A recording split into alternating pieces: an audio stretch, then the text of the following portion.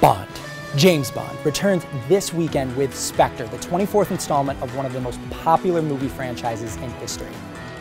Spectre is the 24th installment of the James Bond series, which goes all the way back to 1962's Dr. No. Not only has the franchise lasted for decades, it's brought in a bunch of money at the box office. The previous 23 films in the franchise have brought in $5.1 billion when accounting for inflation. So when you look at other spy franchises like Mission Impossible, Jason Bourne, Jack Ryan, and Taken, James Bond has made more than all of those combined.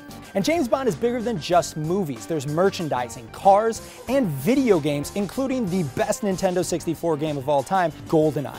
Anyone who says otherwise will get killed in the stacks. So of all the films to watch this weekend, why should you spend your time on Spectre? Well, it's because this might be the last go-around for Daniel Craig. Craig has been Bond since 2006 Casino Royale, and in many ways revitalized what many people felt was a one-dimensional character. Craig has said that he would, quote, rather slit his own wrists than ever play Bond again. But for many, Craig is considered to be the best Bond, and the box office agrees, seeing that his 3 films have brought in an average of $240 million, which is rivaled by only Sean Connery, whose films averaged about $345 million. Spectre is following one of the most critically acclaimed and popular Bond films of all time with Skyfall, which made about $1.1 billion.